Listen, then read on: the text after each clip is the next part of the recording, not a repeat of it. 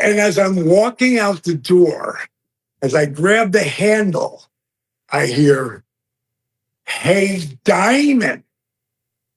And as I look past Big Show, you can see Rock putting on one of his $2,000 Versace shirts back then. He had the mullet, chops and shit. He said, Diamond, there's only one people's champion. And Big Show's like, "Whoa." And I took that pregnant pause at the door. And I looked at him and I went, Rock, you're right. And you're looking at him. Oh! And I was out the door. And that's when Big Show's like, "Oh my God, you stuffed him. Nobody stuffs him."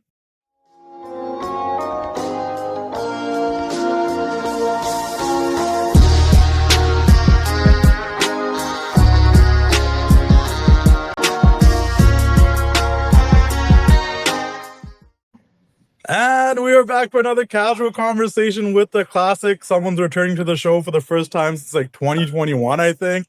It's none other than the legend himself, the one, the only Diamond Dallas Page. How are we doing today? I just fucked you up, bro, because now I got you. It's all good. How are you doing today? Oh, doing great, man. I love your green screen you got going on. Yeah, it's pretty sweet, right? But a little bigger than a green screen here. This is Paige's retreat, bro, and this is my floor here. That my wife and I, all of our doors do this shit. So that's awesome. Let me move these curtains here. But that's our private kit. This is the private part of it. Yeah. We're on the 4th floor, but this is Panama City Beach, one of the most beautiful beaches you've ever seen. And there's a pool down here and all the different, there's like 7 king-size rooms.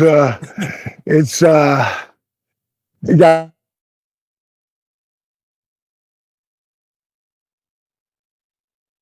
Oh, I lost your audio. Yeah, that was my brother calling in when I told him don't before 5:30. But he's still going to call. He might call again. I'll knock him off again. Then he'll probably listen to his message. I got things too. I get it. But this is Paige's retreat. This is every year I would go to Mexico. With anywhere from 80 to 100 people. And we'd hang out. We freaking did DDP yoga. We did inspirational, talks. Did cooking shows, and it was pretty cool. But 10 or 11 years of that shit in a row, I said I got to do my own thing. I got to be So we literally built a boutique hotel here in Panama City Beach.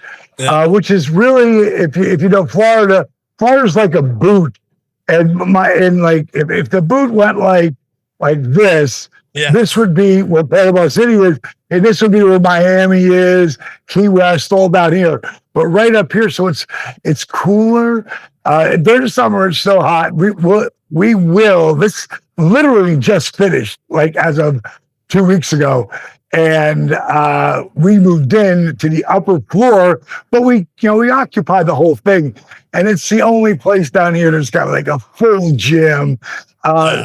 People will rent this out for other yogi people. I don't consider myself a yogi. I'm just kind of like the anti-yogi, but I do appreciate yoga in all forms of it. It's just not what I do. And I built the whole gym downstairs. I got back into weightlifting because of our Power Cup program, where you can lift much lighter weight, and get the same, effect. So I'm going to be 70 in another like 40 or 50 days. And I put, over the last 2 years, I put 1.25 inches back on my arms. I'm strong. I feel great. And so as we get older, we lose strength. and muscle and bone density and balance and mobility.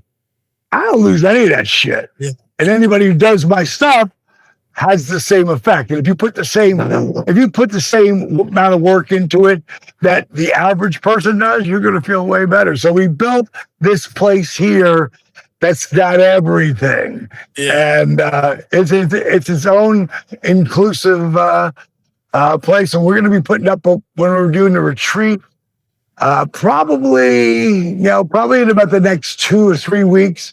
It'll go up there, and I'll be talking about social media if you want to know about the treat. And then you'll be able to see. They're doing pictures today, which are going to be freaking fabulous. So every bit of money. I'm not the kind of guy who buys, like, I'll buy a Tesla X and spend the fucking money once, and I'm going to keep it until the freaking tires fall off. You know, I'm the same way.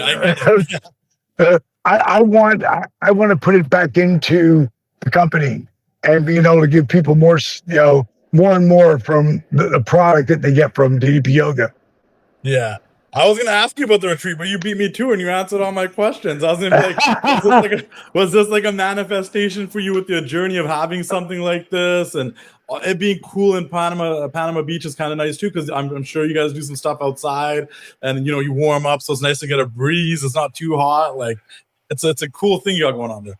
When we do these, which will be spring and fall, the weather is the best anywhere on the planet. Anywhere. I mean, it's so beautiful. Like right now, it's probably about 68 degrees. Fucking, you got a little cast over. The sunsets are off the chain, and they land right there. And then they move according to how we go along. But I'll tell you, this is really pretty amazing. At one time, about 4, maybe 5 years ago,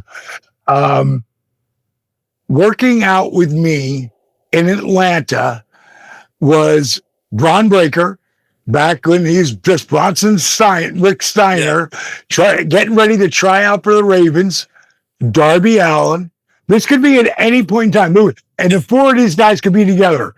Paul Walter Hauser, you know who he is, right? Yeah. And I always call him W, because W or Walter, because Walter is a bad motherfucker. Like, Walter friggin' makes shit happen, and he's if not the greatest, he is one of the greatest actors of his generation that loves wrestling. And now is he was just at my house yesterday in Atlanta before we came down here to Panama City Beach, and we were watching over his matches. And like Jake did for me, I do for Walter. But Walter was living with us for like 10 weeks because he wanted to lose 40 pounds. He was like 289 at the time. And at the same fucking time, I had met Teddy Swims. And Teddy was a huge fan, and we became super friends, and he would come up all the time. So I got to find the video where they're all together. At one time, there is friggin', Walter's there, Teddy's there, Bron Breaker's there, and Darby Allin, all at the same time. What a crazy crew. Yeah, crazy, right? Like, so when you say that I plan on doing this, I started manifesting this about 5 years ago. I always tell people, like, don't be afraid to dream big. You don't have to hit those big goals. As long as you're a little, to the left or the right or under it, it's okay. At least you're getting better and better. And like, I always dream big now, because everything from being a freaking 3-time world champion to running the hottest nightclubs to, being WWE Hall of Famer to taking DDP Yoga and taking it worldwide.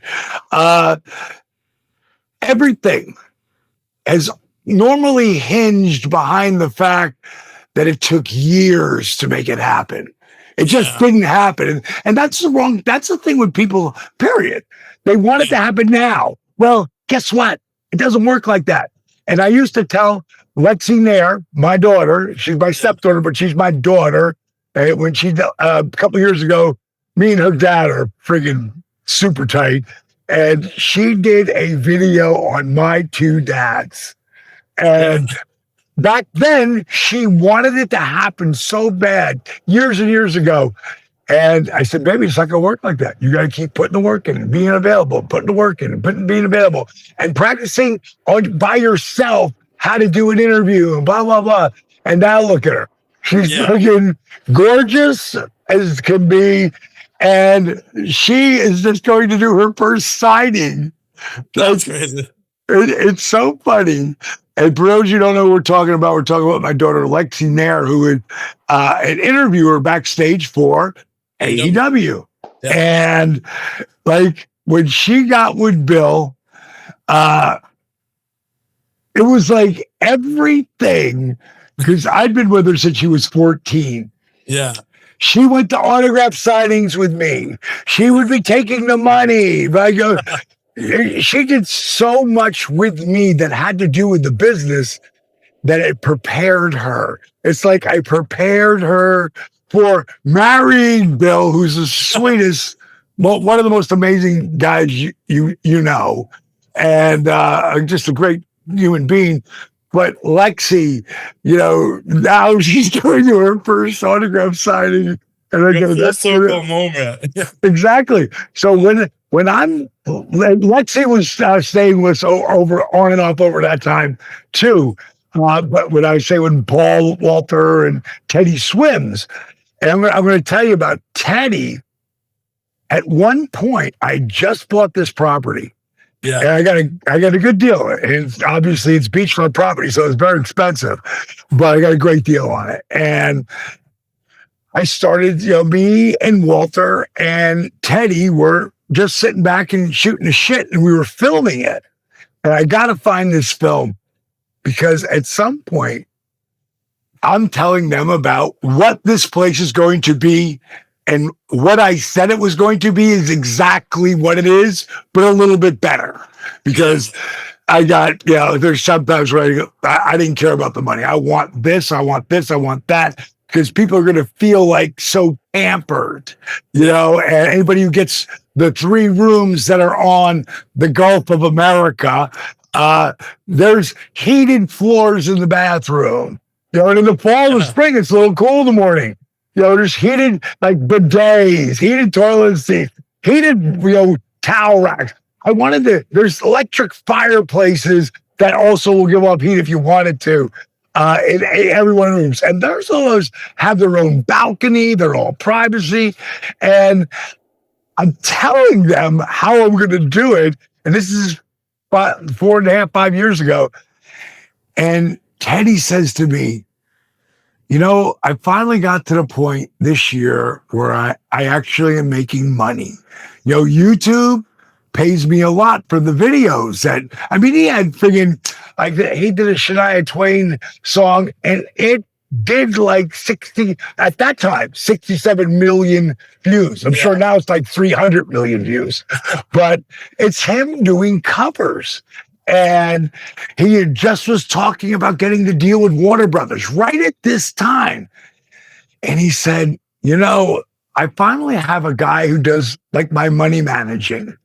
And because I never had money before, why do I need that? But because it's coming in from different angles, and because I want to finally pay my guys in the band because they worked for nothing in the beginning for years. And it's still the same band that started with him. That's awesome. And he said, at one point, my money guy says, so we got to set you up with an IRA. And he's like, what's an IRA? He said, well, you can put money into your IRA as it grows, and whether it's in land or it's in stocks or whatever. And then when you want to take it out, when you're after 65 or older, well, then you're going to get a lower tax payout, and you're going to be able to it's kind of like being able to make free money until you have to pay for it.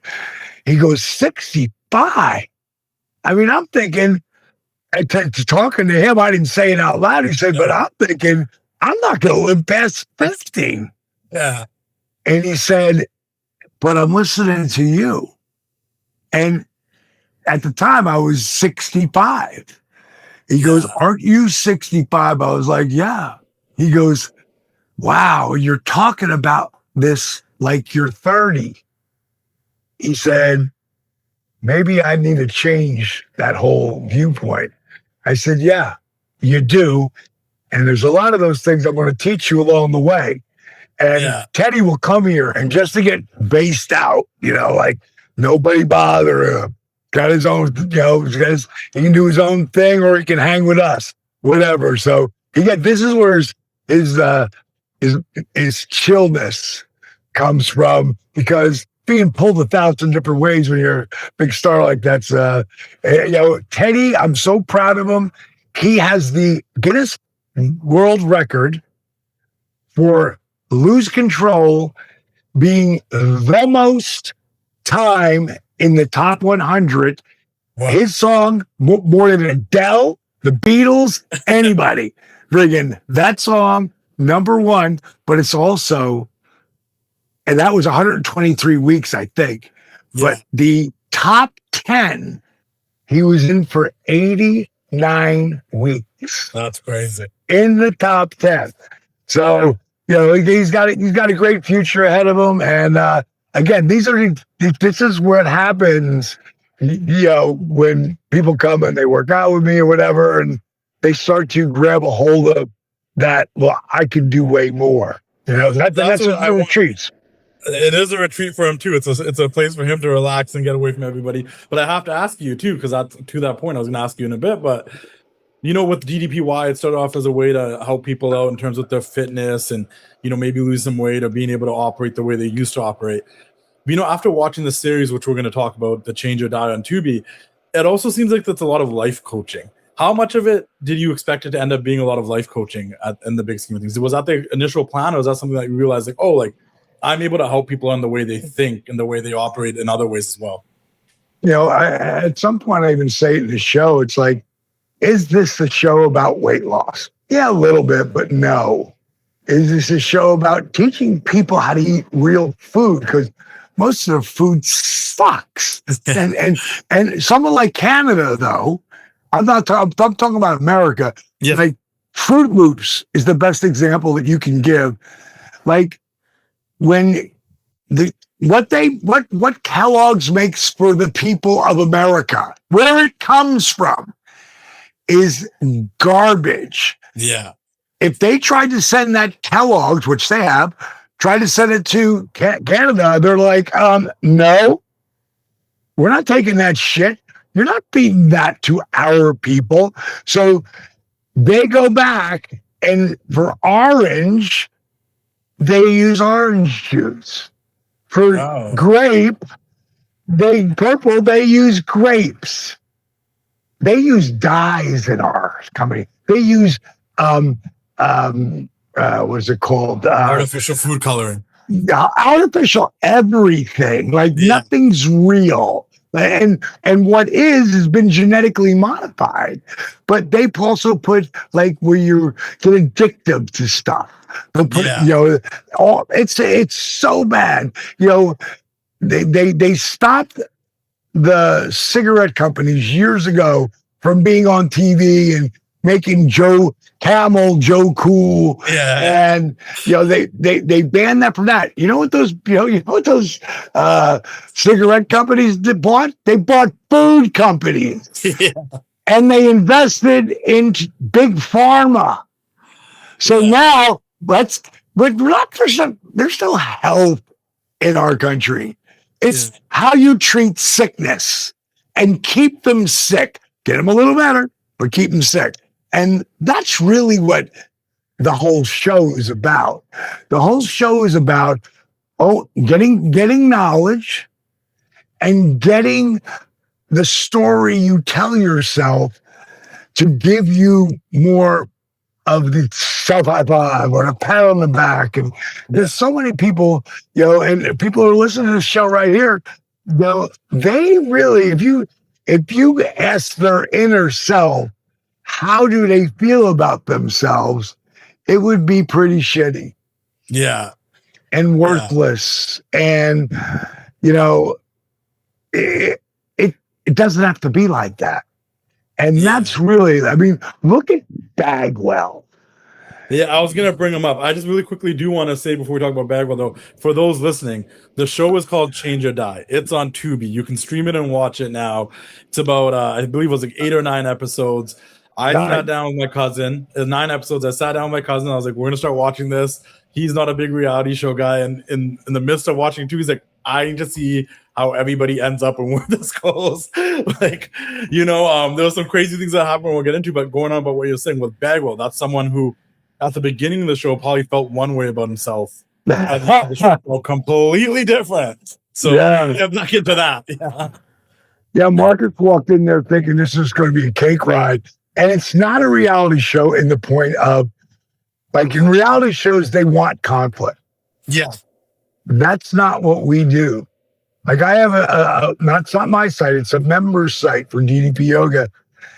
It started with 5 people trying to keep each other accountable. Now there's over 78,000 people on that Facebook page. Wow. And they're trying to help each other, encourage each other. A lot of people, you know, like, when they find DDP Yoga or something like Change or Die, and then they come over and they start becoming a part of what we do there, it's all about giving people hope. Like, we're more in the hope. Like, boy, God, I hope to God this works. Well, if you work, everything I'm about to tell you works. If you don't work, nothing works. And it is about the mindset. I mean, we could have called the resurrection of Jake the Snake Change or Die. Yeah. And I could have been putting out, I could have put it like 22 episodes, you know, about Change or Die with Jake, because it was so much of a roller coaster so many times. But the fact that Jake Roberts is doing his signings with Cheryl Roberts is the coolest fucking thing on the planet to me, because I know I was there when they were together, when Jake lived with me the first time because Cheryl kicked him out, and then he's living in a hotel, you know, a Marriott, and a lot of people think, oh my God, he's gonna live in a hotel. Well, back in our day, we lived in hotels. I mean, to be home was strange, not to be in a hotel. But I asked Jake this is after I tore my rotator cuff, after I'm wrestling for like 7-8 months, and they let me go. And so now, like, people didn't know where I was. I was friggin' trying to get better and better. And I had Jake for that mentor. And on the business side and the mindset side, I had Dusty. And, you know, having those two guys as your mentors, complete opposites, but same goal. And Jake living with me and knowing how bad it was with Cheryl at times, because he was a misfit. Wasn't Cheryl's fault, you know? And bottom line is that he could get straight 14 years ago. It's been now 14 years ago. 2012, Jake Roberts got straight, or I should say straight edge, as far as, and that, you know, there's so many kids today, that's the way they are. They don't drink, they don't do drugs. They might have a couple cocktails here and there, but they don't drink. We were drinking every fucking night. Me and my cousins were having that conversation this weekend. We're like, this new generation doesn't like to drink anymore. Like, it's changed.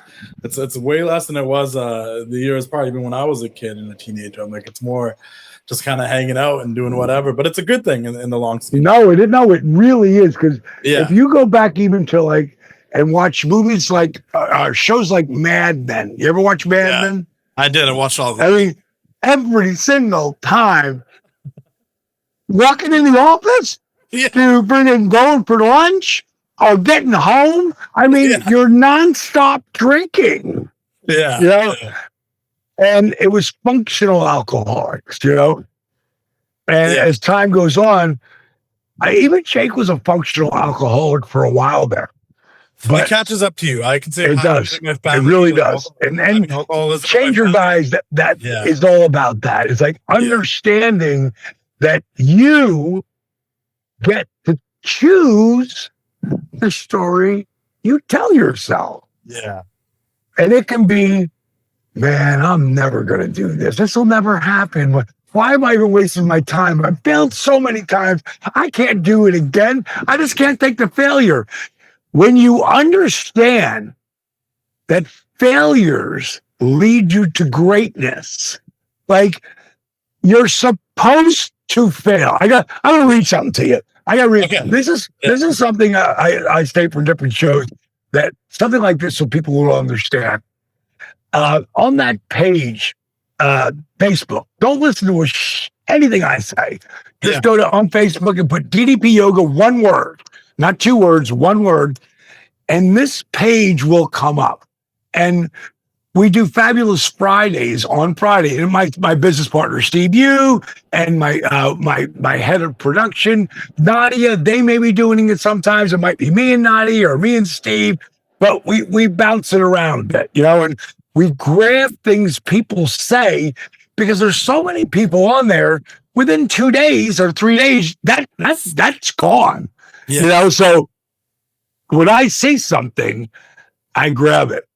And this is probably, of all the things I've ever grabbed off the DDP Yoga Facebook page, membership site, this is the most, like, it's unbelievable. So he writes, his name is Brandon Hollis.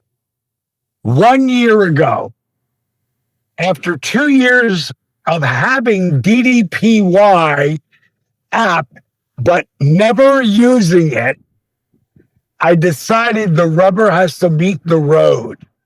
Otherwise, the car won't reach its intended destination. The hardest workout is and always will be pressing play. Once you accept that it's going to be difficult, it's amazing how easy it becomes. I have overcome 3 herniated discs and multiple back surgeries. It's the reason I found Diamond Dallas Page and DDP Yoga, which means what? He's not a fan. He came across this through videos and said, who is this guy? What are they doing there? He said, I read comments here of a lot of people who doubt themselves or worried about useless things, making excuses like I did 2 years prior. Some advice may help. For those who will start on Monday, you need to prepare. Preparation is essential, but after a certain point, the only thing left to do is act. Any more preparation is, at best, a waste of time and, at worst, a comfortable lie we're indulging in to protect ourselves from the possibility of failure. For those of you who say, well, I don't know what to do, or I'm not good at this, this is the greatest line ever in any kind of thing that has anything to do with trying to inspire someone to actually get on board and do it. Because this is a fact. He says, embarrassment is the cost of entry. It's true. So if I'm reading this, and I will read this, and it'll come up behind me, and speaking gigs I do for, it could be 500 people, it could be 5,000, it could be 20,000 people that I'm speaking in front of.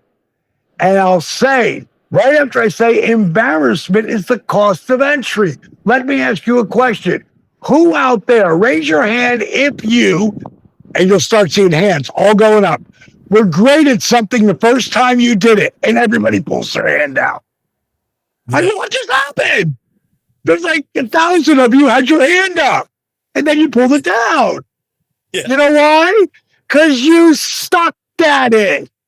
You sucked at doing it. Embarrassment is the cost of entry. If you aren't willing to look like a foolish beginner, you'll never become a graceful master. I hope this helps others. I know I get inspired by others' posts, and maybe this helps someone too. I know you can't give someone the desire to change, but maybe this helps and gives you a spark. Thank you, DDPY, DDP, and Paige for saving this father of 2 beautiful little girls and extending his years a few more. So that's awesome. That's really what Change or Die is about. Getting you to understand, hey, yeah, getting on the mat sometimes can be the hardest thing. And I'll give you the best example for me, because you don't have a problem. Bullshit.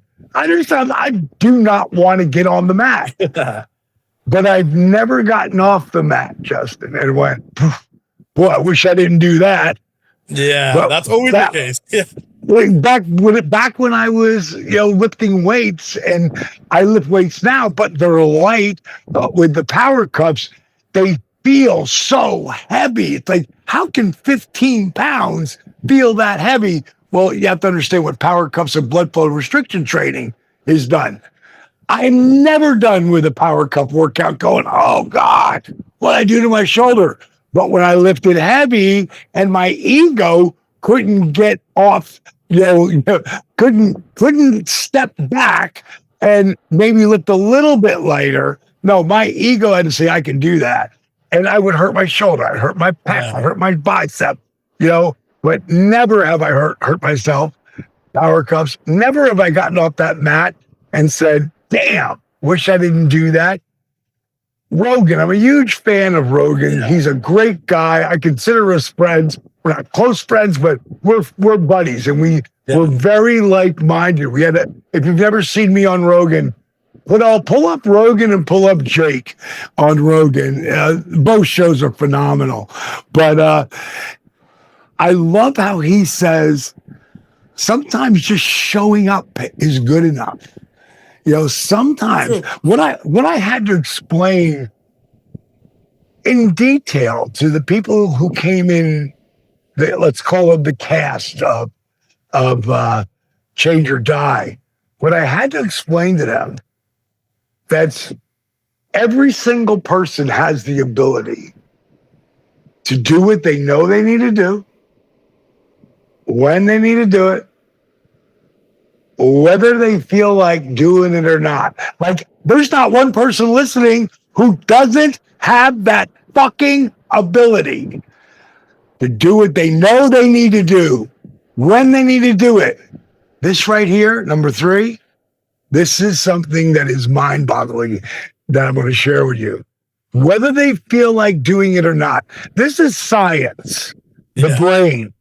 At the bottom of the brain, there is a muscle, and they call it let me see, I got to make sure to say it, the AMCC, the anterior mid-cingulate cortex.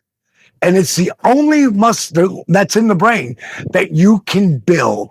And this is why athletes, especially when they're younger, have a very strong AMCC, because they are forced to do shit that they don't want to do, but they do it anyway because the coach have his foot up his ass to make sure he did it. Yeah. If not, you're off the fucking team. So when you actually are doing what you know you need to do, when you know you need to do it, whether you feel like doing it or not, every time you do that.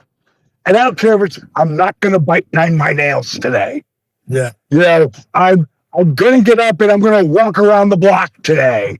I really don't want to do it, but I will. And maybe the next day it's 2 blocks.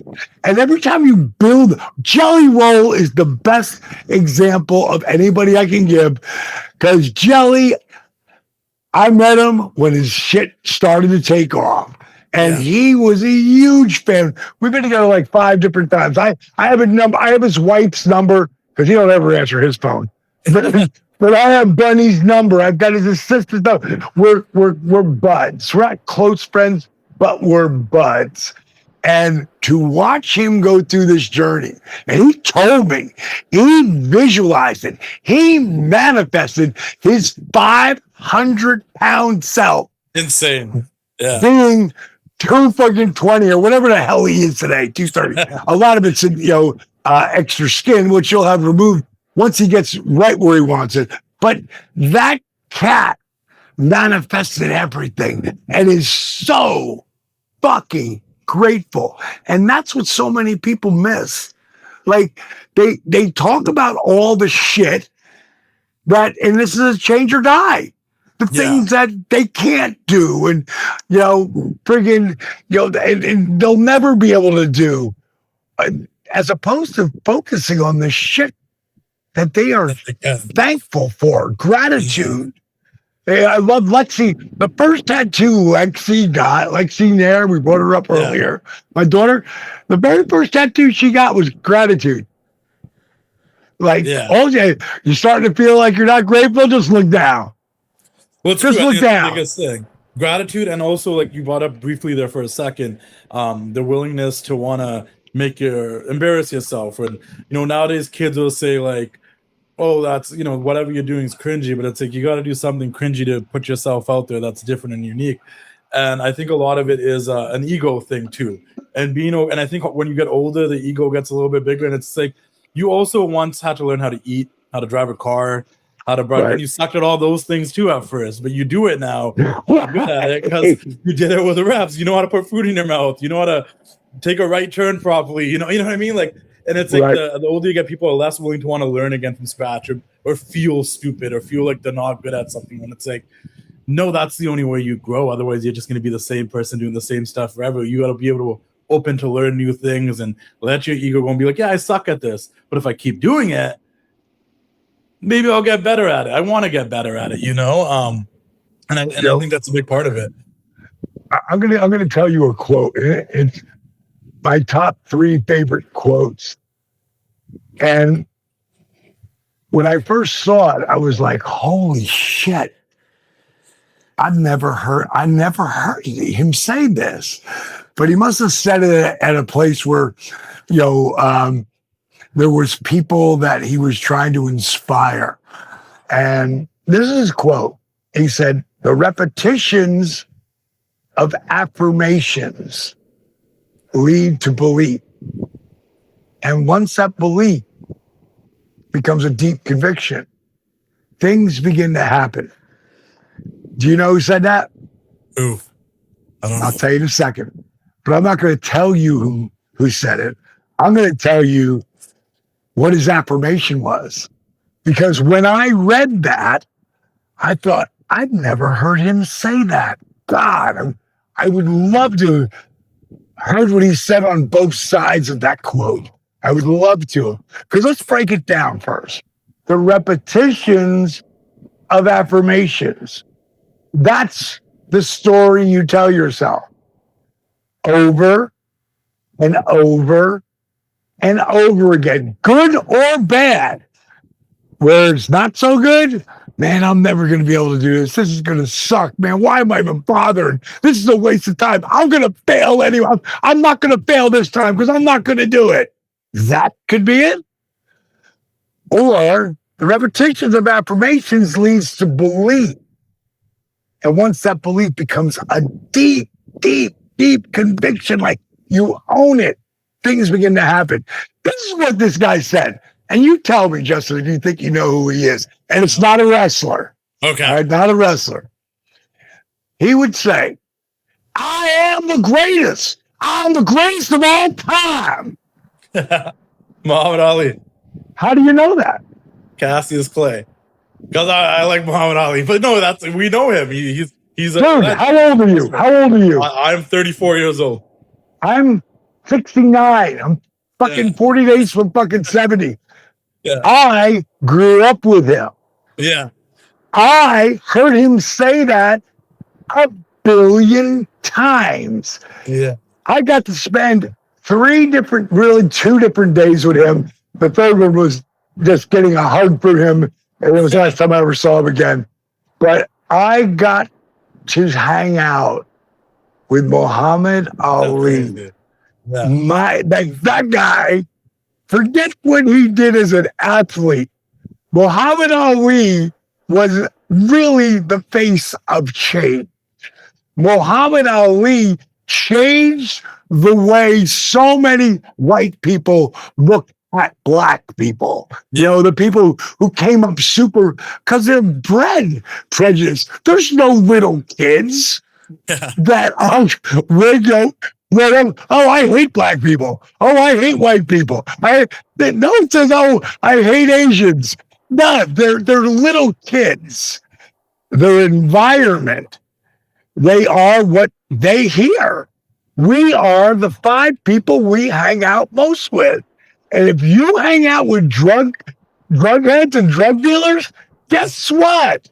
You're going to be a drug addict too. If you hang out with people who drink all the time or eat all the time, guess what? You know, it's like you become the people you hang out most with. They can pick you up or they can pull you down.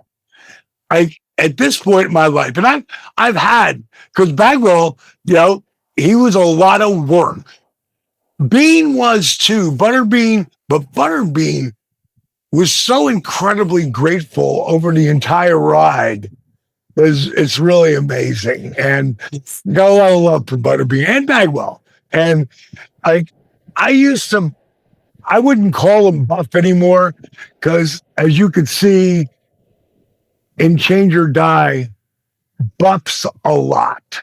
Yeah. And he, like all addicts, he couldn't get out of his, in 1997, well, you know, it's 30 years ago, bro. You know, let that story go. And he has. But it took years. And the infection that happened to his leg and why he had to have his leg removed, like when he first heard there's a chance we're going to have to amputate that leg, it knocked him on his ass, and understandably so, because now your life's really going to change. But that leg was such an hindrance. Hindrance. Thank you. When it comes to like Bagwell being toxic, and when I say toxic, I mean the pills. And my business partner, Steve Yu, who's such a huge part of that show, and Nadia, and you know my crew, because all the people who work with me, they first of all they work with me. They don't all work for me. They work with me, and they all really give a fuck. You know, about like there's that one time where we're in my old master bedroom that I used to have that I gave to my buddy Josh to stay there while he was there. But it's the whole crew. And they're like, you know, everybody keeps bitching so much. I'm going to move you into the shade a little bit more here. Because I can feel the sun coming behind me. Nice though. Yeah. What's up, everybody? This is RB here from Rain City Toys. Hope you guys enjoyed the show. Make sure you guys subscribe to our YouTube channel, The Wrestling Classic. Check out the TWC shows that Justin and I do weekly. Also subscribe to Just Yappin'. Justin and I talk about wrestling and everything else that we feel like talking about. If you guys are looking for figures, hit me up. Got some old school legends right here like Rick Martel. Find some of the newer guys like CM Punk. Got some Stone Cold Steve Austin. Anything you're looking for, just hit me up. Follow me on Instagram, Rain City Toys. Hit me up on TikTok, Rain City Toys. Kind of falling behind Justin here on some followers, so let's get those subscriber count up. Subscribe, like, comment, and share. And you guys go back to the show, and hope you guys enjoy. But the crew, told me that like these people aren't grateful. Like we're doing all of this for them. And again, my goal is that they come together and help each other. That's my goal. And that's the exact opposite of a reality show goal. And it's infectious the way Steve told the story. And, you know, it's like people watch it, some people binge it straight through. Yeah, but it's an easy 2-day binge. And it will teach you a lot of what I was trying to teach them. And that was that you can own the story you tell yourself. You can change. You can do whatever you want to do as long as you're willing to put the work in. Yeah. And we saw you do that with the project at the end, where everyone had to kind of get a portrait that was telling their story and share what their story was. Let me ask you this about the people on the show then. I'm taking a wild guess here, just based off of my wrestling knowledge, and that Buff went to a Comic-Con that looked, or a WrestleCon that looked like it was 2022, that this was filmed in 2022 or 2023.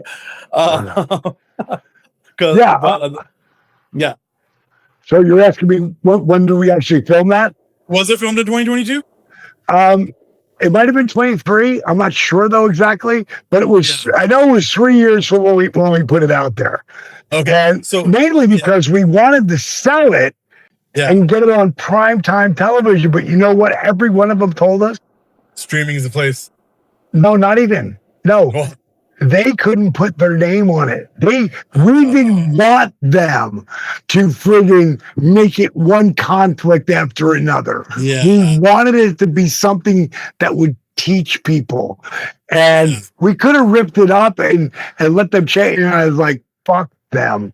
That's not what we did it. Then it's not your project anymore. Right. And I wanted to help people. I wanted to give them a blueprint. I'm sure with Bean and Buff, definitely. Do you have updates on CC, Mildred, and Taylor and where they're at now? Obviously, even me and my cousin went on the roller coaster ride with Taylor, where we're like, all season, like, man, I would be friends with this guy. Like, I just want to hang out with this guy. Like, he's, like, it wasn't even that he was a big. I'm like, he just seems like such a sweet, nice guy. And then in wrestling terms, crazy heel turn at the end. But don't get let people shut up for themselves because nobody sees that coming, including we were including me. Empathizing with him. We're like, no, I want to help him out. Like, I want. He's still a lost soul, unfortunately. And it's the easy way out. He had everything. I mean, by the fourth episode, maybe third, I looked at Steve. We were filming something. I go, we gotta create something for this kid so that he could, doesn't have to go back to where he was, and do something that let Dylan start helping him learn to edit. I mean, we were working all towards that, but again, some people just ain't who they appear to be, or they try to keep it, and it just decided to take the easy way out. And it's, to me, the easy way out would have been to do what we were training them for. I was most happy. Cece ended up getting married, and being, oh man, Cece's doing so good, and she'll just call me sometimes and just literally just say thank you. Thank you for for helping me see the things that I couldn't see, or I thought I couldn't. People will always say, treat people the way they want to be treated. And that's like the golden rule, but I don't agree with that. I want you to treat me the way I want to be treated, because I treat myself excellent. Yeah. I take care of myself. This is our protein powder. Friggin' the combination of stuff that I put in here, it tastes so good, but it's super healthy, but it tastes so good. I'm going to go down when I get done with you. on the beach, and this is something they'll do when we do the retreat. Well, people, can run on the beach, but like I don't run anymore because of my hips and my back and my knees. But I figured out if I stay in the deep part of the sand, there's so much movement through it. I hadn't run in over 20 years, maybe 25 years. And then I got out there and I just started to jog a little bit and I picked the pace up a little bit. So I wasn't quite jogging and I wasn't walking fast. I'm somewhere in the middle. I call it slogging. And literally through the deep sand. And the first day I was like, I did a half a mile knowing that you could be really sore. Your back is not bothering, you're nothing. Then I did it a mile. So now I do 2 miles a day. And I love going down the beach. It's so freaking beautiful. I can do it at sunbreak, I'd say sunset, or when it's first, because I can't be in the sun too much because being a surfer for decades and lifeguard, the sun just destroyed my lily white ass. I just got something cut off and burnt off like 2 weeks ago, because of the skin cancers and stuff. But again, back to what I say, I want you to treat me the way I want to be treated, because most people talk to themselves like shit, in their inner dialogue, what they say to themselves, how they treat themselves. I'm always like, when someone's rude to you or they're mean to you, or they're like being an asshole. I'm like, most of the time it's a problem they have with themselves, and it's a reflection of themselves and how they feel about themselves, right? Like if you feel good about yourself, you're more likely to be kinder to others and do, because you feel good about yourself, right? To the Taylor thing, going back to Lexy's tattoo, the lack of gratitude because you don't feel great about yourself or what to be grateful for, right? And I think, I totally agree with you. It is a thing, like you want to treat people the way that you would treat yourself. But I think a first part of that is like feeling good about yourself. And I think that's something you help with a lot, is trying to make people feel good about themselves. Because a lot of people come to that accountability house depressed, sad, hooked to drugs because they think they need them, feel like they can. Like even with Mildred, there's a lot of stuff. She's like, a lot of the beginning of the season was, well, I'm a senior, I can't do this. Well, I'm a senior. And it's like, she was doing it by the end, and she's a senior. So, like, and I'm older than you, darling, and I took way more falls than you could ever have taken. It's funny when you become 60, and I noticed this a decade ago. They hand you a different form than they would like to you. Yeah. When they hand it to the person who's 60 or older, the first question they ask, when was the last time you fell? And for me, I'm thinking, for money? I don't fall unless I do something stupid. Like I have rehabbed my knees, and everybody hear about the new buzzword, which is peptides right now. Yeah. All I can tell you is whatever pharmaceutical company my buddy Kent Backler works, he only deals with this one company because they only use the best shit, and he has a company called Life Med Institute, and it's all about holding back the hands of time. It's everything from Botox. He was doing the infusions before anybody. Now they're all over, doing NDA and help your brain and all those different things that you can do to help the insides of your body and your brain. And one of the things that he got me on was this how do you say it? Wolverine. And it's a combination of 3 different peptides. And I've been putting it in both of my shoulders for probably about 2 months now. And I am actually really shocked that I've been doing it in conjunction with doing rehabilitation moves, some that I made up, some that I've watched other people do, and I might do it exactly like that, or I might make it my own a little bit there, because I think it does something a little bit better. But my shoulders and my knees, and the difference in just, I'm going to say it's probably 3 months, is mind-boggling. But you got to do it. You got to do it every day. And those are the kind of things. And I mix it with this thing called DNA vibe. And a DNA vibe is like it's not it's red light therapy, but it's not. It's like next level because it's low intensity. That whatever this guy Perry did to make these work. When it comes to like for my knees, I'll wrap them around my knees or I'll put it up on my shoulders. And that's the only thing that I've really changed. Some of the movements, the Wolverine and the DNA vibe, my doctor told me that I was going to have shoulder replacements or knee replacements. He goes, when the pain gets too much, he goes, because wait as long as you can, because he said to me, you're really mobile. Like you're incredibly mobile, man.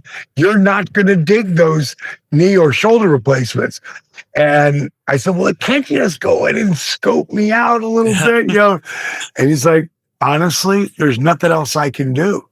Like whatever you have, you have. So that's where I went to focus so much on the knee rehab, shoulder. Probably started doing that more of a year ago, but these last 3 months, it's really made a difference. And I know because I'm not waking up in pain. Yeah. And that's what I would have to do for years, like literally years. I'd wake up and friggin' God, because I do more damage sleeping. What about I have like barely any knowledge on it. I've just heard about it a lot because you mentioned how like peptides is a very buzzword thing right now. But how about that whole stem cell treatment stuff that a lot of people have been doing? I've done it numerous times. And it's a great Band-Aid. Okay. It's not, you take them, you're good. Now, there's a guy named David Sinclair, Dr. David Sinclair. Me and Kent were just talking about him. And he says that within the next 5 years, like I heard UCLA, for starters, is finally, and it's shocking as fast as our shit's going today that it isn't earlier, but they say they're going to be able to grow hair that you lost back on your head. Oh, wow. Which that would be a trip because that's a big, you know, for a guy who had the full mane, with they say that it's going to work. Like it's already working on some of the test subjects, but Sinclair said that in 5 years, he'll be able to add 10 years back, like go back in time as opposed to getting older. Like, and he said in 10 years, it's like 20 years. So I got to see all that, but he's the guy on the leading edge of that. And in that, stem cells and all that stuff is, you know, whatever, you know, just eat real food. And I know people will think, well, Wonder Bread's real food. Wonder Bread is complete chemicals. And the wheat, if it was using regular wheat, you know, it's all genetically modified. It's hard. So, it's hard to like, you got to really focus and lock in and eat some real foods and start making yourself food.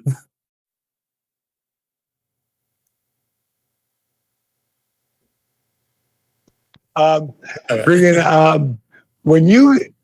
someone joins DDP Yoga and they want a program, the first thing that they get is a thing called the list. And if you do everything on the list, that's what I had all the people do at Change or Die. Like, just do the list. And if you really do the list, it won't just change your life. It'll help you start owning your life. You'll start to realize, oh my God, the hope is like, I can do this.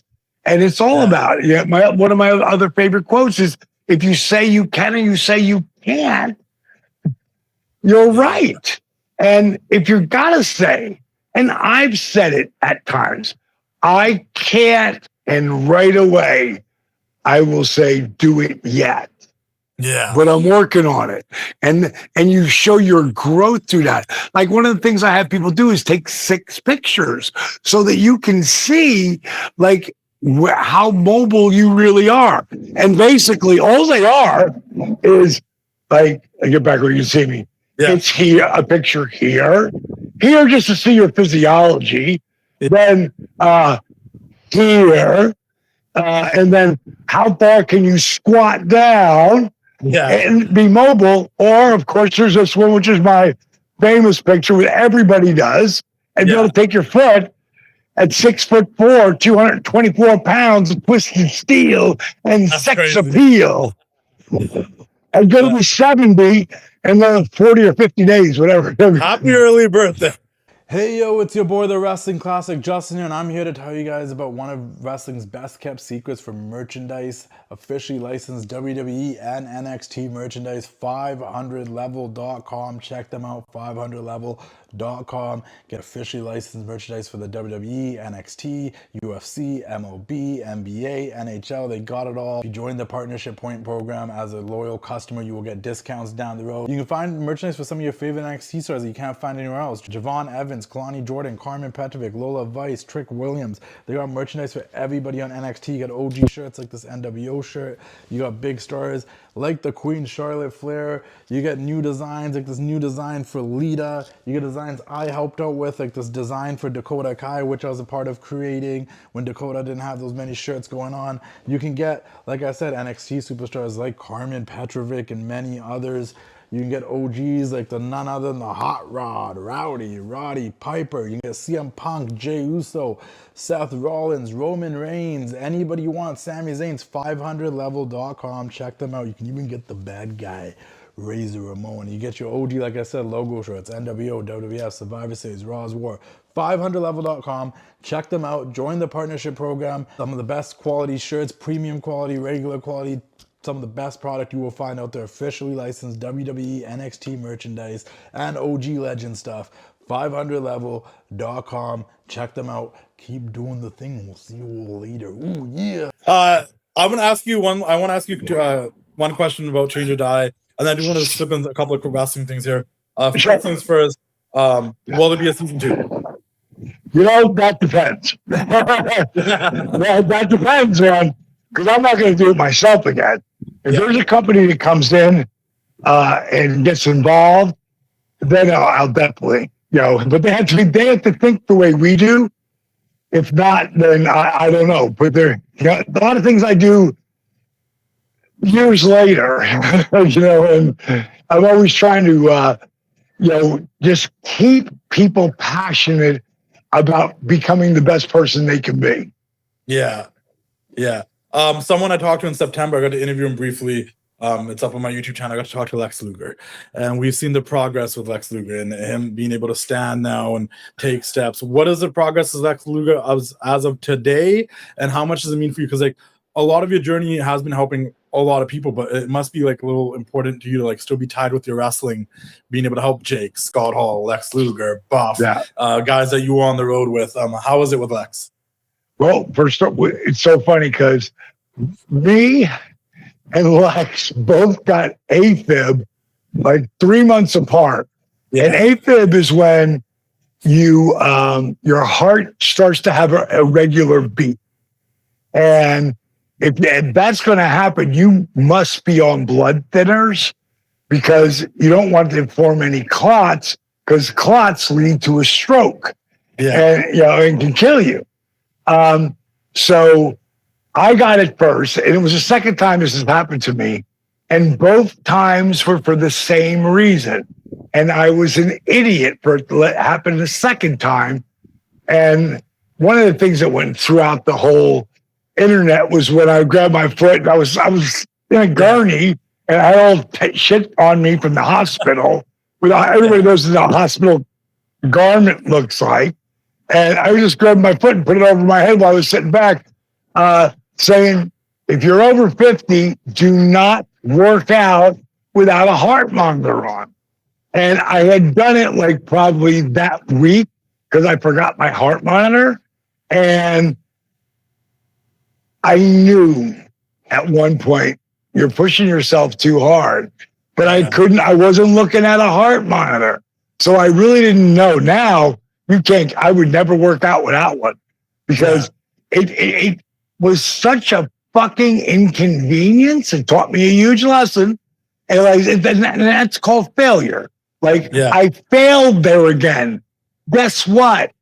So happy I did, because it didn't turn into a blood clot. It didn't turn into something that would have, and I have a stroke. Thank you, God. Thank you, God. Thank you, God, for allowing me to fail again and be able to fix it. So, and I could have a heart attack in a second, but not according to the doctors. But hey, stranger shit has happened. And then Lex got AFib. And coming off the him going in the Hall of Fame and all of that, we had such a high going up to that. And then the reason why he didn't walk across the stage with me was because he was getting into his chair. The driver came around, but he didn't hold it, and it came out from under him, and he hit the concrete. Spasms. And that's one of the things you have to understand about Lex's injury. Like, Lex should be a quadriplegic, but he's not. Yeah. And a lot of that has to do with the will of Lex Luger. Where we are today, when you do blood thinners, the last thing you want to do is have you tear or cut, because you could bleed out. And then you're dead. So you got to be really careful. And I got him in to my doctor to do because my guy, he got me right in when he found out that it's so hard to get the doctors today with all my chart and all the shit you got to go through. But I was lucky because there's wrestling fans out there, and they they give a shit. And they got me to the doc, and doc brought me right in. And then when what happened to Lex was a month or so later, his doctor was like April. And because of the nerve damage that he has, it's not like a regular person. He's going to go into spasms and stuff at times. And so I got him in there early. He got the AFib articulation, and everything went really good. And now it's like we're literally going to work out next week. Will be the first day back. Now he's been doing easy things like standing or little bit of movement, but hasn't been actively. We'll probably be back a couple of months, and then it should be another, I think, 30 days or so, and he can get off the blood thinners, because you don't want to be on those, because it just anything can happen, and it's a yin and a yang, So I'm guessing, within, but I'm not going to push Lex too hard until he gets off the blood thinners, and then it'll be not pedal to the metal, but we'll progress each time. Yeah, and like you said, things take time, right? And I think everyone, they do. A lot of us, we see your end result with Jake, we see your end result with Scott, we see, the end results of people, but then, you'll put in a documentary, but then it's hard to really put the time frame of how long those times were. So things take time, right? It takes time. Everything. Wrestling's changed a lot. I know you're still tuned in. I know you're still locked in. You watch every now and then when you can. Obviously, your era is different than this era. They might not party as hard as you guys did, but they're good. Yeah, but they are a lot more athletic, and they're doing crazier moves and crazier things than a lot of you guys did. With that perspective, that maybe they're not partying as much, but the things they do, they're super talented. But whoa, what advice would you give to the younger talent, if you could, from just your perspective of fitness? I do give a lot of advice, and I do talk. When it comes to me and Cody, I've been mentoring him since he was 12. I haven't mentored him since he won the world title, but right up till then, there's a lot of stuff that he needed. It's so hard to tell yourself it's going to be the best thing that ever happened to me when you don't think it is. You know, like there's points in time where that he got it, and I heard him in an interview say, Dallas gave me the best advice that he's ever given me, and he said, no matter what happens, if you just keep moving forward and breathe, no matter what happens, it's going to be the best thing that ever happened to you. And think about it. If you're Cody Rhodes and you've already heard, there's rumblings, you're going to beat Roman at WrestleMania. Yeah. And then there's rumblings, well, maybe not this year. And then because there's voices everywhere. You know what I mean? And he came over to my house and we were sitting there. He said, so what do you think? I said, is it really so bad if you don't go over this time? He goes, I knew you were going to say that. Because no one else has said that. But I said, yeah, I've been there. Yeah. You know, I mean, I bet you if Goldberg could go back in time, you know, he might have picked the diamond cutter to be that loss. Who knows, you know? But all I know is that Dusty brought that to Eric. Like, tonight could be D's night. And the main reason it didn't happen, from what I understood, and I keep forgetting to ask Bischoff about it, if this is true, or does he remember it like that? Because Dusty had told me that he didn't do it because he was going to be in the front cover of Entertainment Weekly and TV Guide at the same time with the Superman pose with the title, you know? But, you know, when I said to him, I said, is this so bad? I mean, think about it. You know, all I know is, bro, every time someone took something away from me, the fans wanted it for me even more. He goes, but what if we lose momentum? I said, but what if you don't? Like, Cody's not the guy, and he's proved it over and over again, that he's going to be true to himself. And he's going to make shit happen where most people think it won't. I mean, think of what it took for that man, that young man. It was over 10 years ago when he left, because he's stuck in 2016. He's stuck in the character of a star man, which is never going to be the guy, which is never going to be a main eventer. So he, at some point, he bet on himself.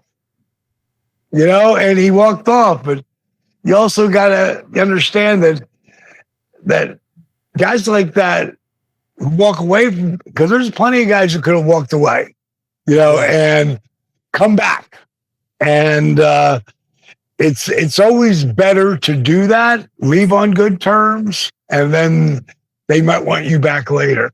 Yeah. And they might see you differently. He did it. Drew did it. I think. Punk was quoted recently saying something like, advice I was given a long time ago that I didn't take seriously was, to get everything you want, you're going to have to leave WWE. Yeah. And, you know, and he did. And now, you know, so it's like, it's interesting. What do you think is the key to longevity in wrestling now? Because you wrestled your last match in your 50s, maybe your 60s, if I'm wrong. I wouldn't. There's certain guys. Yeah. You know? I for me personally, the key is, especially if you're going to be, you know, wrestling as you age, you need to be straight edge. You need to be, at least booze free, you know? Yeah. And of course, you know, whatever they call cocaine and whatever, you know, something kind of drug, recreation drug. That's what they call. No narcotics. But I think that, like today, there's two types of wrestling. And every one of the guys who are top guys can do the first version, which I think was done the best of old and new, was Rhodes against Rhodes. And I know I'm being a little biased, but I think that match that Cody and Dustin had with AEW was one of the best of new school, old school matches. That's out there in decades. And then there's a revved up. It's a video game, and then there's some moves that's just an entire video game. And they're hitting one spectacular finish into another spectacular finish, into another. No one's selling until the third or fourth time, which again, you gotta respect it. And I respect the athleticism that these guys have, the work that, it's like the guys who jump off the buildings, or they'll jump and they'll grab a pole and slide down. Like they jump from one building to another, or the tracks. It's like the kids who have the BM bikes and they're going. I just watched one going through Italy. Down this side roads and streets, and it was the most. It went on for 5 straight minutes. That one bump the wrong way, that kid's dead, or he is seriously injured for life. But the risk, living on the edge, so many of these kids, they live on the edge. And again, a lot of the reason they can is because they're straight edge. Because there ain't nobody who's getting fucked up every night. Yeah. Ain't nobody's getting fucked up every night doing that shit. Yeah. And again, to me, I love the story. I want to know, why we give a shit. And that's when wrestling is magical. And I'm cool enough to agree. I like the story, and then everything that happens in the match, like every move matters because it's tied to the story, and then I'm in it. Even if it's crazy stuff, if it makes sense based off the story, then sure, let's rock and roll. To me, the easiest to realize that this is a competition, and I'm going to call it a competition, even though we all know it's predetermined. But it's a competition. When you start hearing, this is awesome. Yeah. You grab that inner respect of the fan because we are so blown away by what you're doing right now. But when you can hear them chanting, whether it's Cody or DDP or DDT, they are so involved with the character that wants to see them come back. No, when you can watch wrestling, and wrestling fans are fucking crying real tears. They care about that guy or that girl, because the women, like women's athletics across the board, soccer, UFC, WWE, boxing, like hockey, friggin', I didn't even know there was such a thing as the Olympics have female hockey. And wait a minute, those girls are fucking amazing. Insane, That's insane. I didn't even know such a thing existed. The women athletes today are they're just so much farther. And a lot of the guys are so much farther than, it's a different generation. To me, guys who get over in every generation, well, I'm going to put Gunther at the top of that list. I don't give a fuck. It was 1972. Gunther's going to get over like a motherfucker. And again, that's believability factor. And that's always been like the reason why I gravitated to Jake the way I did, because I couldn't see through his shit. And his promos were fucking on. They were real. And I tried to get, some of my promos, especially when I was working against Savage or when I was working with Benoit And I just saw somebody put up a video the other day, and I forgot, because I would have had. There was so much I couldn't do with Raven in the very best of Nitro because Benoit was directly involved with everything we were doing. Yeah. It was the three of us building to that, triple threat, which up till then might have been the best triple threat of all time. With people caring. That video still pops up all the time where, man, it's on the tip of my tongue, the name of the show. But you guys were on MTV or something. Right. On the TV. And then TRL. TRL, that's what it was. Yeah. And he jumps you at TRL. I'm like, that's the best. Like, I get more love. I laid that whole thing out. I had made friends with the people at MTV, Doug Herzog, who was the president at the time, and a guy named Ebola. And if you ever watched, I don't know if you ever watched Seinfeld, but they would talk about crazy Joe DeVola. That's the same Joe DeVola. I met him because I was managing a nightclub back then. I owned a little piece of called Relations. At that time, I was doing Temptations, and I took this guy Smitty, who looked like Curly from the Three Stooges, and he had come in 5th place in this thing called this lip sync competition that was on TV. Well, all the college kids loved him. And we went out the night before, and he'd wear this little white, hat that Curly would wear, and a bow tie, and white shirt, and suspenders, and Curly in real life was 5'2". Smitty was 6'1" and 300 pounds, but they didn't know. Yeah. And at 12, when I knew MTV was going to Daytona, me and Smitty hopped in my 62 pink Cadillac, left Fort Myers, Florida, and drove 7 hours to Daytona. That night we went out, I was shocked how many people did he do that. He'd do all that curly shit, and they had the kids going crazy. So during the afternoon, they had the DJ out there, and they're on the pool, and here come the cameras. And I'd already talked to the DJ because I'm a nightclub guy, run nightclub. That's what I do at the time. I gave the guy $20 to play the curly shuffle, and we already had a spot where Smitty would jump up on this little stage and start into the lip sync of the curly shuffle. And MTV ran with the cameras, got Smitty on, and he had this guy, Crazy Joe DeVola, says to Smitty, "What else do you do?" He goes, "Talk to my manager." And then and so I had already had a relationship over the years. I tried to get Doug Herzog to make Smitty the MTV wrestler.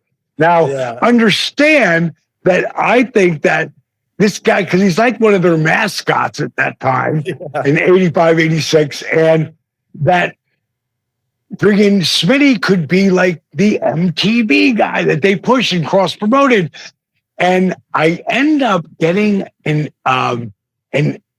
interview with Jerry Briscoe. Now, Jerry Briscoe, at that point in time, wrestling is real. Okay? You think that this guy's going to get to come in here and they're going to do some kind of show. Like, Jerry was very nice to me, but basically put me, put it back and said, that'll never happen because, of course, but years later, me and Jerry become very, very good friends and still are today. But like remembering that moment of trying to talk Jerry into telling Vince that this guy could be the MTV, he could be like a mascot, come out, get the whole crowd going crazy. Because people, if you love the Bushwhackers, which I did, Smitty was a different level of that. And so I had the connections with MTV, which back to DeVola, and DeVola put me back with the guys over at TRL. And that's how that whole thing came together. And I did it more than anything for Rich, who is the lead guitar player and partners with Jericho, who own Fozzy. Yeah. And Rich was the lead guitar player. And we did a video with them. And that's how that all came together. That's insane. No, that clip comes up. I'm like, it was so creative too. Like he was on the TV. Then he pops up behind you. Then he's attacking you. I was like, that's great. And David Grohl you sitting jumped out and sing. Oh yeah, he was sitting there. He was like, oh my God. You didn't know if it was real or not. I remember you. That's true. What a great video. I'm gonna ask you about like just 4 wrestlers. I talked last time I had you on here, I asked you about stories about them, but I think I want to switch it up this time. I just want you to either tell me something you feel like you specifically learned from them, or why you're grateful for these people. 3 of them are no longer with us, so I feel like it's a nice way for you to like pay honor to their memory as well. But sure. First things first, Dusty Rhodes. One thing you learned from, or one thing you're really grateful for? God, I'm just grateful for when he passed. Cody called me, and I remember exactly where I was at the airport. And he told me that Dusty was gone, and he said he wanted you to know, and he had told me this numerous times over our time together. He said he wanted you to know that he had 5 friends, and he could count them on one hand. And he said some people had fallen off the hand, and some people were able to get back on the hand. He said Dallas never fell off the hand. So, for that, that to be one of his closing things to Cody, to me, it was really special. That's a great. And without Dusty Rhodes, there is no Diamond Dallas Page. Yeah.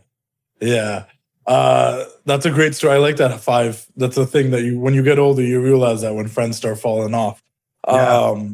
Macho Man Randy Savage. Something you either learned from him or what you're grateful for. I know you're grateful for the feud and the opportunity, but what's something you feel like because of the way he acted or the way he treated you, you learned for yourself? Well, that was the pinnacle. that was the tippity top of a ride that accumulated, and we had talked for years, because he could see I was like a ripped off version of him and Liz, me and Kimberly. And he loved my work ethic, and that I did continue to, do this through work ethic, period. I was lucky enough to get a lot of respect from him. There's actually an interview my buddy who helps me do my social media, Marcus, found of him talking about Diamond Dallas Page. Yeah. And I don't remember seeing Macho really talk that way about anybody. And I'll never forget the night before my 41st birthday. We were in Florence, South Carolina. It was the last show before we go to do the main event at Spring Stampede. And Arn, he was our agent. Arn walked in, and he's not going to ask me. So what do you want to do, Diamond? That wouldn't happen. That wasn't happening yet. But he did. As he always did. So what do you want to do tonight, Mach? And Mach was tying his boots. He looked up and went, Went back, started tying his boots. He said, I think I want to take the diamond cutter. And that was like the final test. Yeah. Like he controlled whatever happened in that finish. Bish didn't have, Randy had what Hulk had. Yeah. If he wanted to put you over, you knew. And if he didn't want to put you over, he wasn't. Yeah. And we went out there, and it was just a battle back and forth with him ending up on top. And And finally, it's time for me to blow my comeback. And boom, boom. And he stopped me and he picked me up. He said, diamond cutter. And I flipped it into the cutter and we both laid there, him on his back and me on my face. And I just laid my arm on top of him. And we got the loudest 1, 2, 3 I'd ever heard. And I could hear Mach. It was like they put a cone of silence over us. Yeah. And he said, well, guess we know what we're doing for spring stampede. Yeah. And that, you never believe that's going to happen until it happens. It's kind of like the world title thing. You never believe it's going to happen. Yeah. Until you're walking to the ring and they can't change the finish. They can, but, I've never heard of it.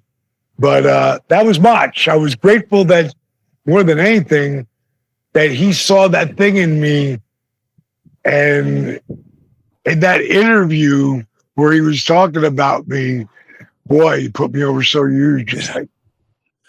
Well, do you think now, putting in perspective, like if the way that guys like Dusty and Macho Man believed in you and they gave you that opportunity, do you think that plays a role later in your life and how much you have belief in other people and how powerful, believing in someone can help them? Because like those are two guys that were established stars in the business that believed in you and gave you that opportunity and said, let's put Diamond over.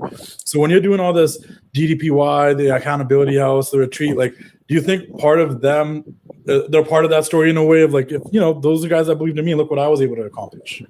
It's so funny you say that because I've literally said that over and over again in different conversations.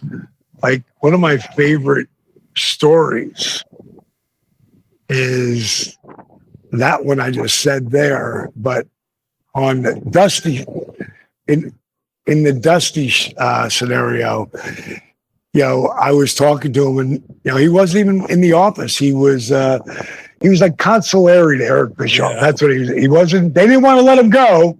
Because God forbid he go to WWE and start booking there, and shit changes. So don't let him go.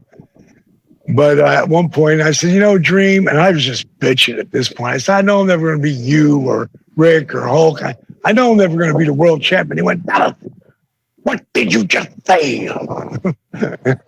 I'm like, now I feel kind of stupid. I'm like, well, Dusty, I know I'll never be you or Rick. And before I could even say Hulk, he goes, no, D, what did you say after that? I said, well, I'm never going to be the world champion. He said, then what the fuck are you doing it for? That is, you don't believe you can be the world champion as hard as you work, as much time as you put in the business. If you don't believe it, you need to get the fuck out of our business right now. And I'd have never used fuck when he said that, but that's how he said it. Because most times I'm doing an interview and, you can't say that. But in that scenario, that was live. And I felt like he reached through the phone and just bitch slapped me. And he kept talking. But he never, I couldn't tell you a thing he said after that. But what I did after that was I wrote down on a piece of paper that was next to the answering machine, I will be the world champion in 5 years or less. Yeah. And it was 4 years, 4 months, and 14 days later, April 11th, 6 days after my 43rd birthday, I stepped in the ring with Hulk and Rick in the franchise, the Stinger. Yeah. And it was like magical. Like it proved to me that work ethic equals results. But more than in my Hall of Fame ring, I have work ethic written inside equals dreams, explanation point, DDP. But Dusty gave me that belief. Macho gave me that belief. Hogan would later give me that belief. And it was happening over a period of time. Yeah. And it all accumulated with Scott and Kev making that NWO angle a reality. I just kind of action figure of me wearing an NWO shirt. Yeah. And it just made me laugh out loud because they've got the Monday Night Wars action figures out there. They put two of them, one in the jeans and one in the patent leather. And then this one comes out wearing the NWO shirt, which, of course, was only for moments before I ripped it off, you know? Yeah. And that. But Kevin and Scott, like the relationship that we had separately, me with Kevin and me with Scott, was really like one of the reasons they ever came in was because I made those connections because Eric couldn't. Yeah. You know? Yeah. Those were my last two guys I was going to ask you, with Scott and Kevin, because obviously you have your relationship with Scott, but then also I just think like Kevin is sometimes just like also like similar to you, just a pool of wisdom. And he's just saying stuff that you're like, Kevin, oh, wait a minute, that makes sense. Kevin is the smartest to me. Like how he like he would say show business. Yeah. It's a business. The wrestling business, it's a business.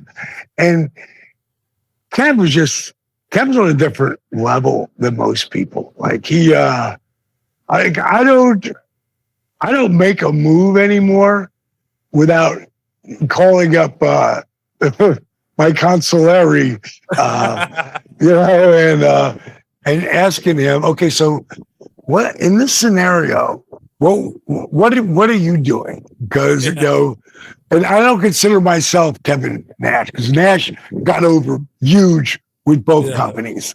I was only allowed to get over with one, but you know, it was still an unbelievable run because the fans who know from that time know that we were the show. It wasn't WWE. It took 83 weeks. I still have nostalgia for. I still have an easier time going on YouTube and watching an old episode of Nitro than I do watching an old episode of Raw. It's just I like both, but it's just easy. It was better at that time.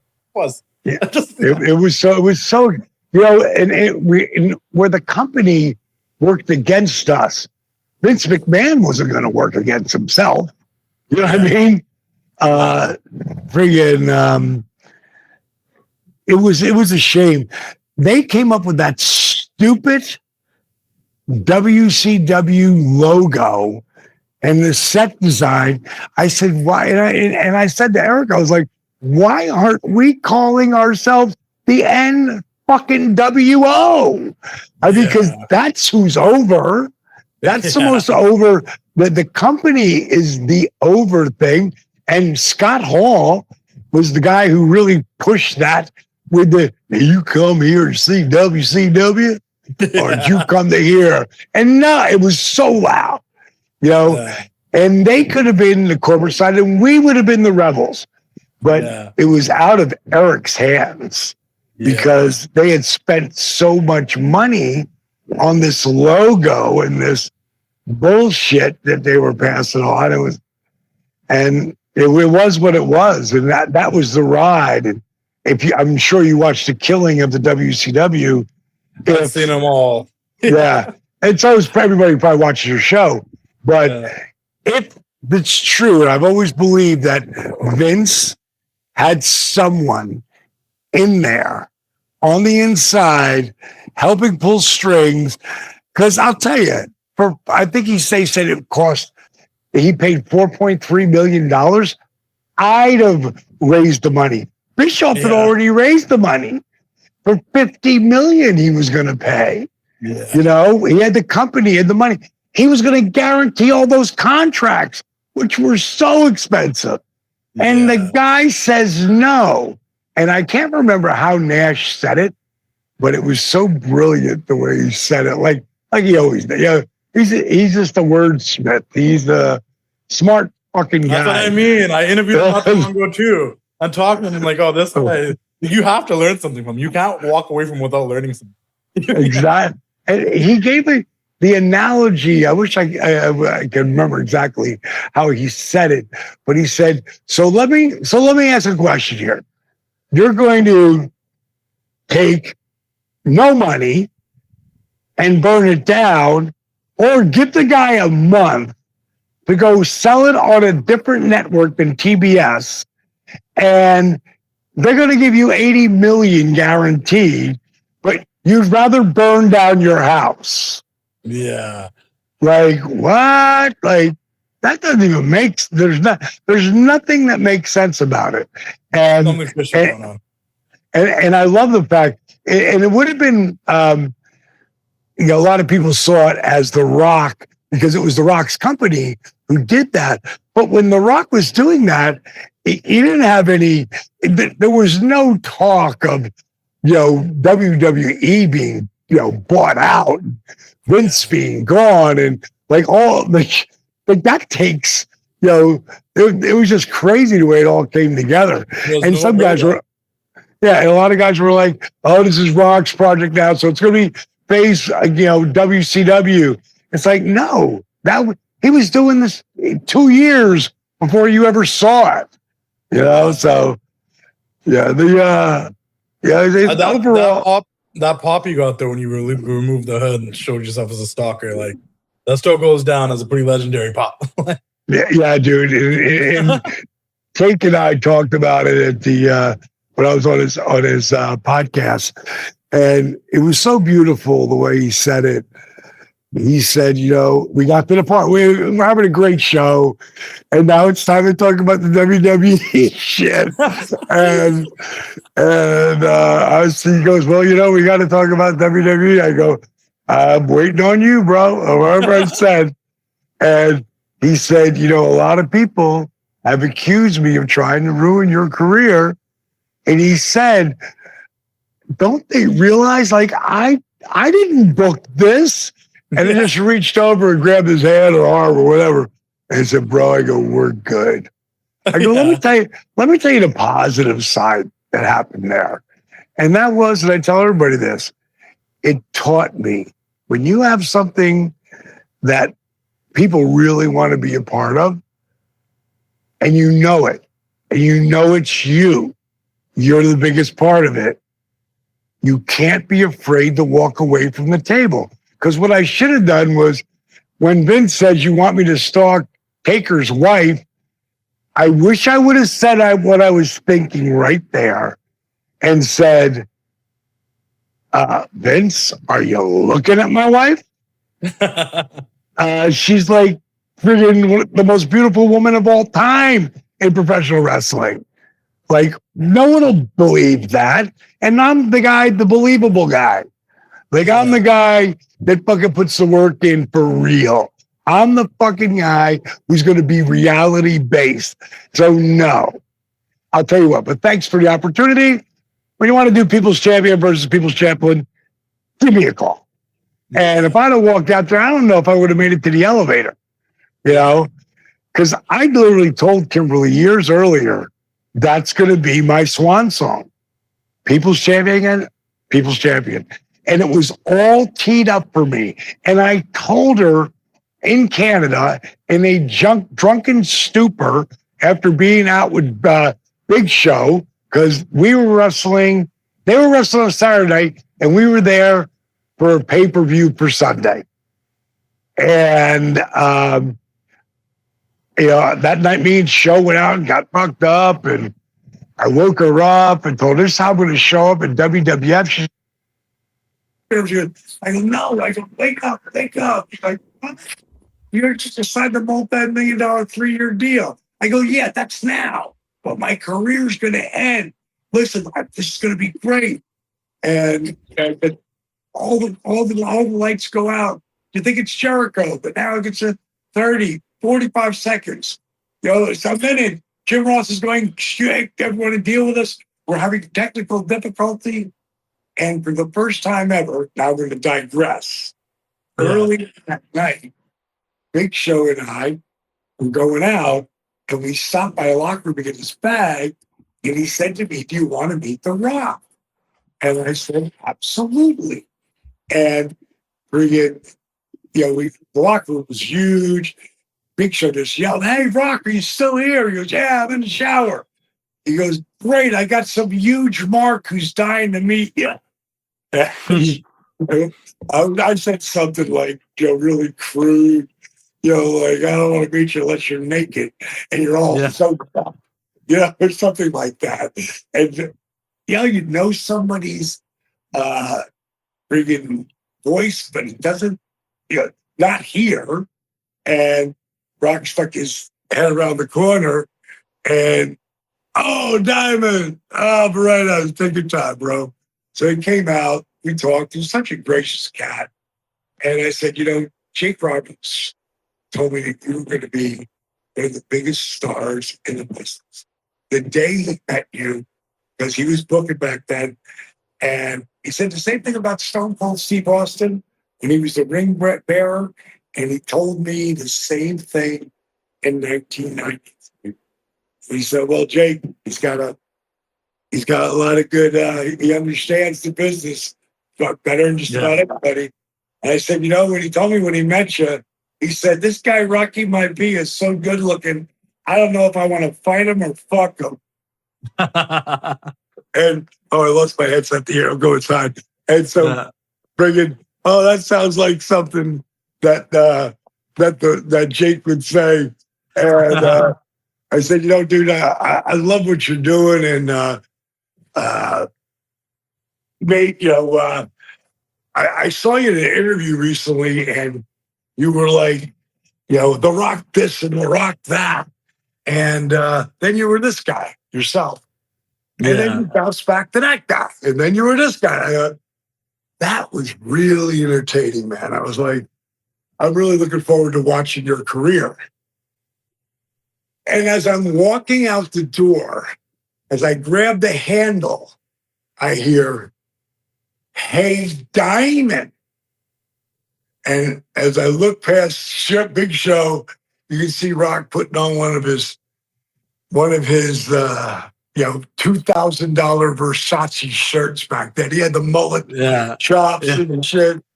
He said, Diamond, there's only one people's champion. And Big Show's like, whoa.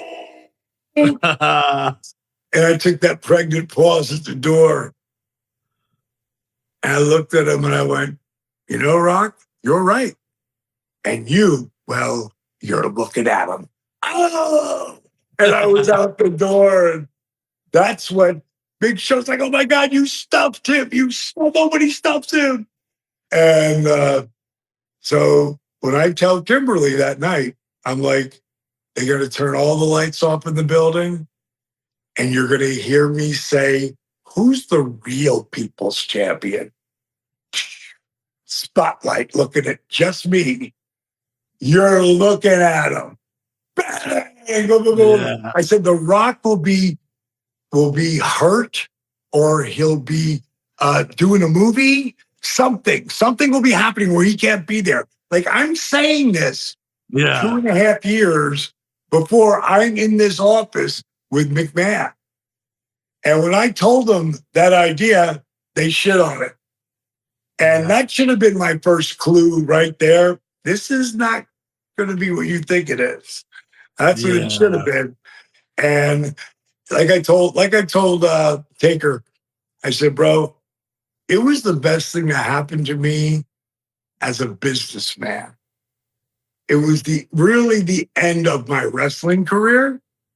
But where I would go with DDP Yoga, making it a household name, where I would go with that is way more powerful than anything I could have done in wrestling. Yeah. So last two questions to wrap it up, and you kind of teed it up there. Obviously, you're a Hall of Famer. You have the WCW World Championship and the Stardom, the WWF run, but you've also done all these documentaries, Change or Die, the resurrection of Jake the Snake Roberts, helping some of these wrestlers get into the Hall of Fame, like Scott Hall and Jake and Luger, being in the Hall of Fame yourself. Like, at this point right now, and it might change later, I don't know, but like, what matters to you more about your legacy? Is what you've done in wrestling or post wrestling?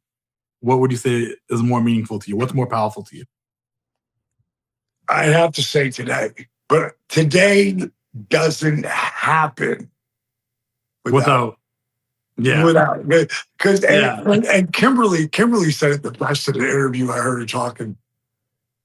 like the fans, like you do, if you were a real wrestling fan and you watched DDP go from manager, color guy and manager to wrestler at the bottom, getting beat every night except for an enhancement match here or there. Then you see him disappear for a while. Then he comes back, still at the bottom, but the top of the bottom. And then he works his way up to really the bottom of the middle of the card.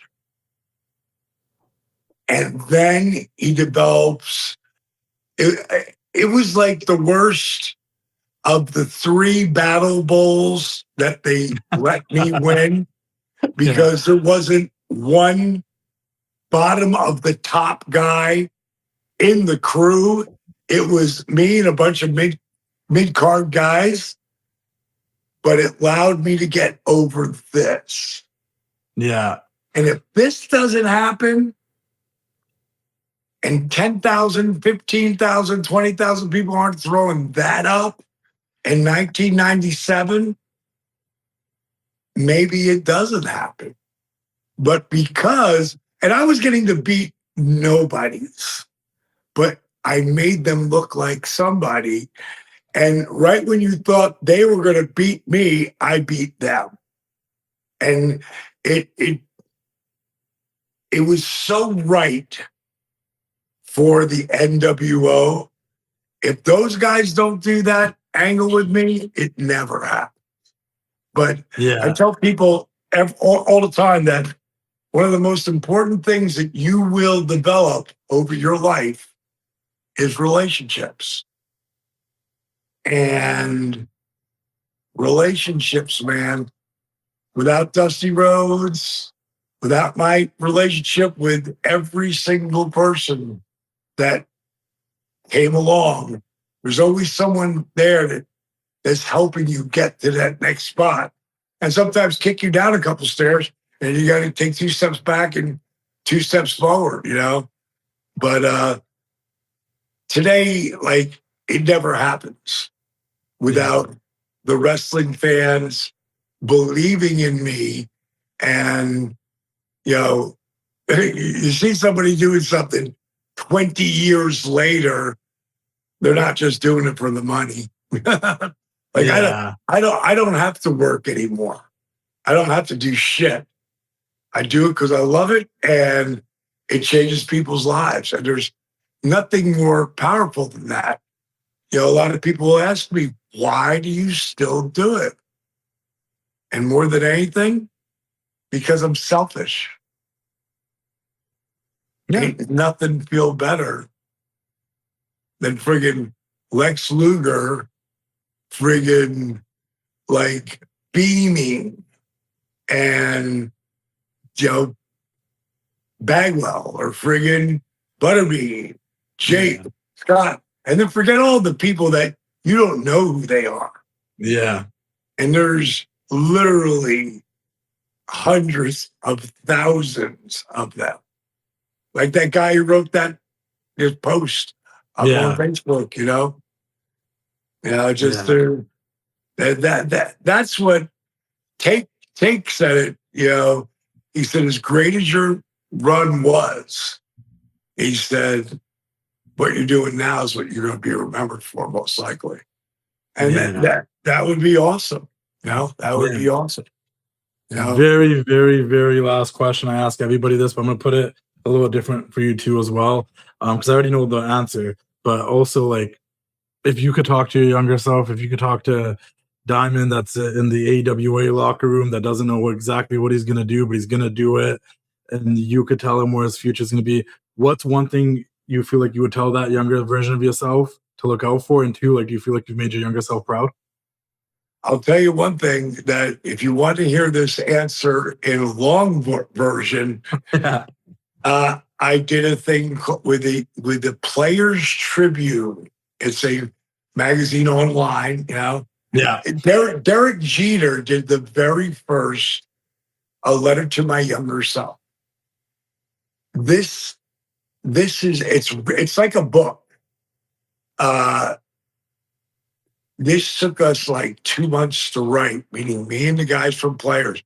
It was like, I can't remember what it was, but it was so long, but it was so detailed.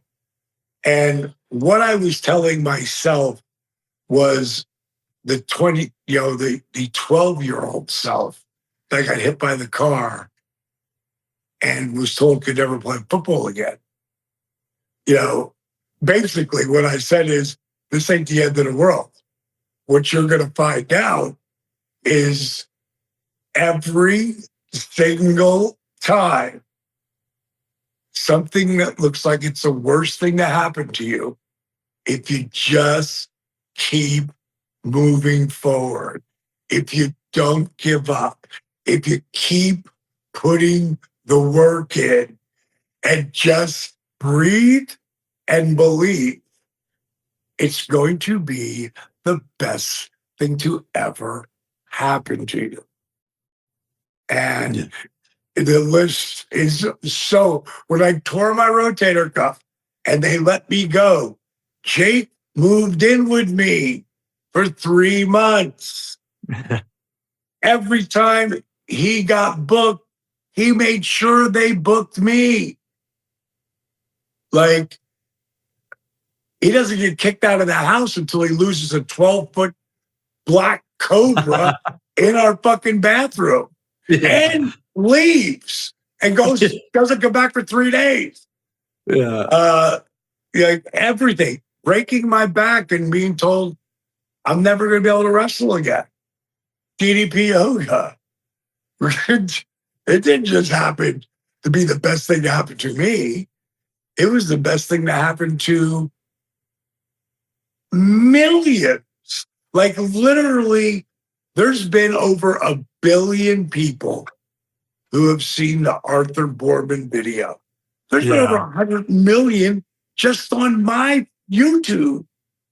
Like 300 million on my Facebook. And that's just me. They put it in fucking, I don't know how many different languages. So it's just never give up. Keep moving forward.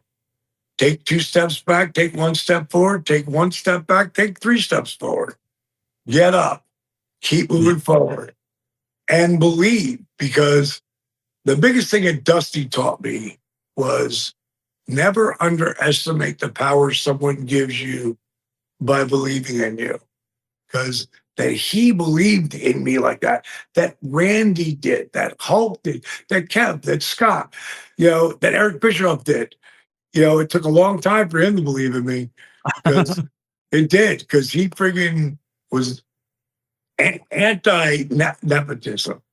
And I mean, it was Scott Hall who had to, and Kevin who had to make that happen, or it wouldn't have happened. So never underestimate the power someone gives you by believing in you. More importantly, and I'll leave you with this, never underestimate the power you give yourself by believing in you. And that's, just look at someone like The Rock with all the timing in the world, everything. Like when I said to Kimberly, he's going to be off doing a movie or something. He was doing Scorpion King. When I came in there, like, God set it up with a softball for me, right? And, I didn't stick with what I knew I was supposed to.